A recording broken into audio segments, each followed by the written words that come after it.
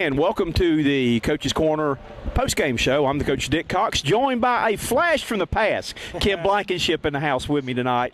Kenn picked the best game of the year to come see tonight. Man, we saw a shootout. Yeah, you know, I knew to come when Elvis was in the building. Of course, Elvis being my name for Steph Curry, who started out slow tonight, but ended up with 43 on the night. But the Bobcats got the win. So as Dick said earlier, we got to eat our cake and have it too.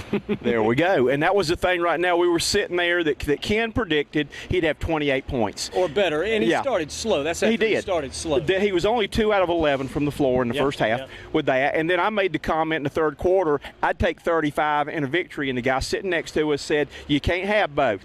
Well, not only did I have both, I had extra icing on my cake tonight too, though. But great performance. But you got to credit the Bobcats because a 15-point lead got away from them.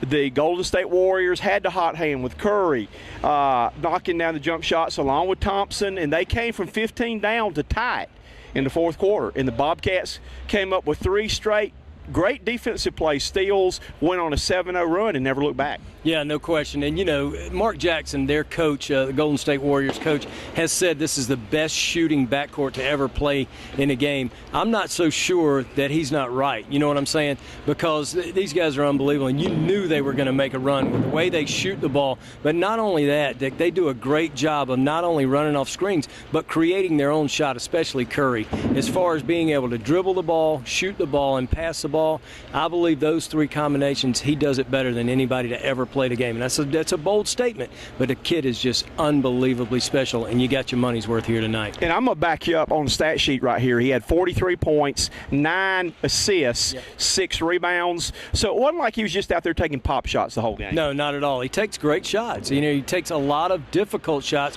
but there's nothing unnecessary about his game. It's so efficient, and, you know, the things he does out of necessity. They just come out beautiful to watch from a basketball perspective because he's so pure in what he does. He is a special, special kind of talent. And the thing is, we're sitting there and he drives, makes a spectacular play, and makes it look like me and you shooting in the backyard, makes it look easy. Yeah, that's what great players and great scorers do. They get them in bunches easily. I mean, seriously, he struggled probably for a third of the game, maybe a little bit better, maybe even half the game until his shots finally started. And he wasn't forcing shots. That's the thing about it. He almost came back.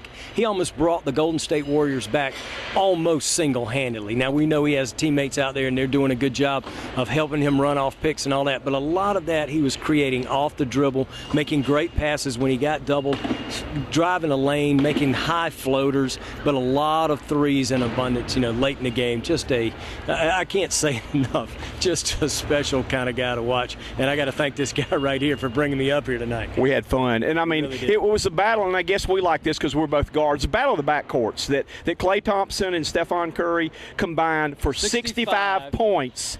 You look at the other backcourt, the Bobcats backcourt had 55 right there, though, but just a great performance. But, you know, one thing that really jumps out at me looking right here was Bobcat bench outscored Golden State 32-10 and had 7 assists with the guys coming off the bench. And we're talking about a short bench. There was no Bismack Biyombo tonight. There was no MKG. There was no Jeffrey Taylor, all injured tonight. There's a lot of points you leave off the boards when Taylor doesn't play, potential points anyway. And so the Bobcats did a great job of scoring the ball from the perimeter. Gerald Henderson early, and then Kemba Walker late. And what, you know, Coach Clifford, as crazy as this sounds too, said that this was probably the first half was their best defensive half they've had this year, and they're probably 2 of their best defensive players. Now, that's not taking anything from Gerald Henderson because he's a lockdown player. He's one of their best. But the 2 young players, 2 of their better defenders, and they still got it done. But look at these numbers, 60 or 50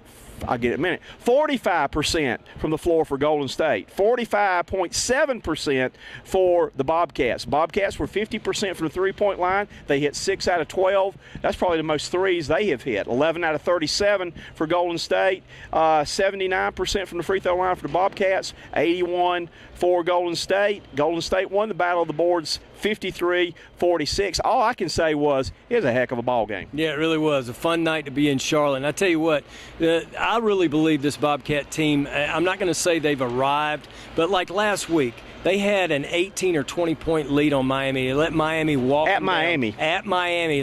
Miami walk them down. But maybe they learned something from that loss. Now, Golden State is not Miami. I think Golden State is a more talented team than Miami, especially when you talk about offensively. They don't bring to the table defensively what Miami brings, of course, and that probably was the problem.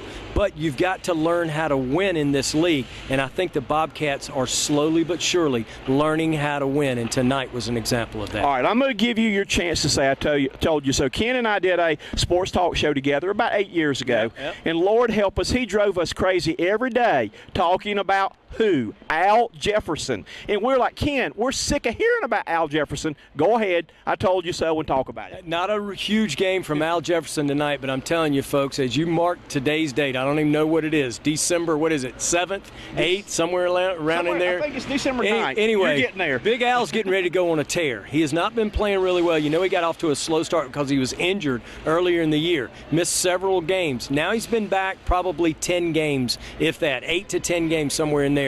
And he's not playing that well, but he's still producing. But those numbers will go up, as you see. Now, he shot the ball, I think, 16 times tonight, took 16 shots. Is that what the sheet says? Yes, he did. And he only hit maybe 5 or 6 of them. But Big Al is getting ready to go on a tear, and it's going to help this ball club because they are a pretty well-rounded ball club. One other thing, Josh McRoberts, 6'10 and a half, 6'11 out of Duke, really helps this team a lot. As Dick had mentioned earlier, he was wallowing down on the bench in Orlando, and then Charlotte picks him up, and he plays a vital role for this team. Doesn't always show up in the stat book, even though he had a double-double tonight, but he does a lot of things that really help this ball club a lot. Josh McRoberts. So a well-rounded team, the Bobcats. And again, and I say it as a coach, and you heard what Coach Clifford said too, the kind of player a coach loves, because he's not going to be up there leading you in any category, but he's going to be leading you in smart plays, doing whatever it takes to make his teammates better. If it means shooting, he'll shoot. If it means passing, pass. But this guy knows how to win. He's smart. He went to Duke. So he knows his game, though. But, again, he's one of my unsung heroes on this team. The guy looks like Jesus, but I love to watch him play. Yeah, no question. Well, no team needs divas, especially a young team like the Bobcats. And that's the way McRoberts is. That's the way a lot of these players, almost to a man, are. They don't really care about stats. They really do just want to win. They know that if they'll continue to get better and go by the leadership of Coach Clifford, that they will continue to get better and all their numbers will take care of themselves. Bobcats, nice future right here in 2013. All right, I'm going out on the limb right now. This is an improved team. They now improve to 10-11 on the year, which I don't know when they won their 10th game last year. It was sometime late in January when they won that, because they went on a long losing streak, though. But this team has gotten better. They've got Orlando on Wednesday. They have not had a 3-game winning streak. They've won 2 in a row right now, and they got the Lakers coming in on Saturday. Is this a team these two teams that you think that they can win? And I'm going to throw out the P word. Do you think this team is capable of making the playoffs? Yeah, I really do. I think they have a real good shot of winning against Orlando and also against Los Angeles, because everybody knows the Lakers right now are not what the Lakers normally are. Kobe just coming back Sunday night from that terrible Achilles. And you don't come back from that kind of energy that quick. You saw the other night, first game back, he had 9 turnovers. Now, he did have 9 points and all that, but he's nowhere near. Almost had a double-double. Yeah. Well, he's nowhere near the Kobe that we all know. And so it's going to be a while before he comes back, so he won't be real effective. It'd be very shocking if he were to have any kind of production on that night. And the Bobcats, as you mentioned on the way up here, Dick, have had the Lakers' number. So unless things just totally implode, I like their chances against not only Orlando, but also Los Angeles, and moving forward from there. This is a really good Bobcats team. I keep saying that. Somebody's going to listen to me soon. Well, I'm listening. I'm a believer. I like the players they've got, but I also love the coaching staff. They've got some guys that are specialists. First of all, their coach has got a good head on him. You've got with the big man, you've got none other than Patrick Ewing. You've got Mark Price working with the guards. You've got Bobby Weiss, long time player with the Bulls. They've got experience. They've got a little bit of everything. And, again, this team's only going to get better. Yeah, there's no question. That's a great coaching staff. And it starts with Coach Clifford. He's got an impeccable resume of being around the NBA for years and years and years. And he's known as a great defensive mind. You know, there's a lot of coaches. Like, I think of Tom Thibodeau in Chicago. I think of others. Doc Rivers is a borderline Hall of Fame coach. He was in here tonight. But Coach Clifford's a special cat now, and he's got a nice staff, just as you mentioned. And they preach defense, and that's what I'm talking about. He had a great defensive first half. Now, Curry and Thompson, it was more Thompson early, but Curry got going late. But there's almost nothing you can do when a kid that talented gets it going like that, and all of the rest of the players on his team help him to get going. And that's what Golden State does really well. They don't play bad defense themselves, but they are a terror for an opposition to try to guard. So it just goes to show that these young Bobcats had a really good night against a very, very uber-talented offensive team in Golden State, and they get the win in spite of 43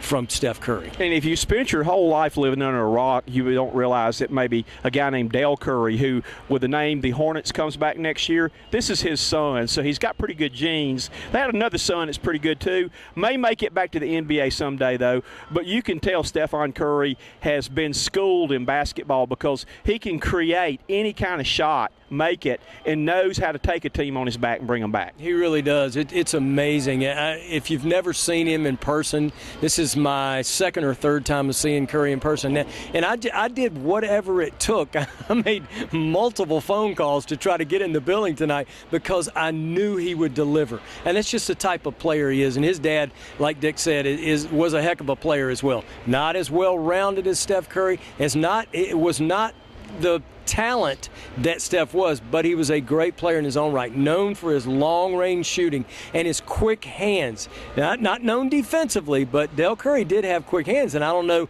for some of our listeners if they knew he was a Major League Baseball pitching prospect and decided to stick with basketball, and was up until Bimbo Coles broke his scoring record at Virginia Tech. He was the all-time leading scorer at Virginia Tech until Coles came in there and broke his record. So he was a heck of a talent, had a lot of great years right here in this city for the Charlotte Hornets. And as you know, the Bobcats will become the Hornets again next year in 2014. They're getting that name back. So I think a lot of pride will be restored. But these young Bobcats, even this year, I think have an outstanding chance to make the playoffs. And, you know, it's just because of the coaching staff and a lot of things. But, yeah, that Curry name means a lot around here.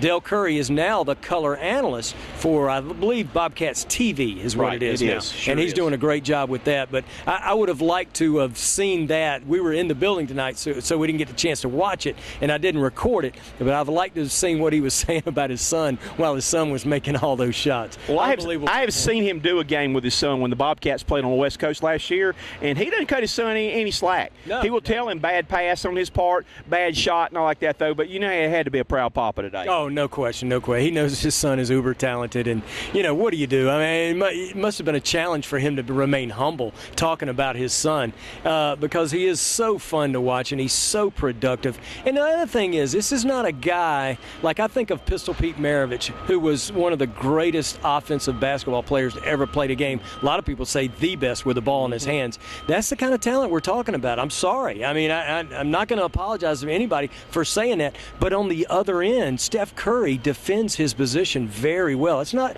something that's just commonly known among fans. But, you know, I mentioned earlier while we were sitting watching the game, Steph is more ripped. He's stronger. He's got more definition in his muscles now than he ever has been, and that helps him as well to defend his position, to fight through picks, to do a number of things. But he's really dedicated. He's a true professional. He really works at his craft in all areas of the game. And I was going to say, when you just said that, if he has any weakness in his game at all, it's nothing to do with him. It's his body. He's 6'3", 185. Yeah. And he has worked on that, on getting stronger, though. But that would be the one thing that maybe somebody can post him up and stuff like that, though. But that's the only weakness I see. But it doesn't happen, Dick. It doesn't. Really It doesn't. He's too crafty. He moves his feet too well. I've got serious reservations about him being 6'3". We were just in the locker room. Now, I might He was sitting down.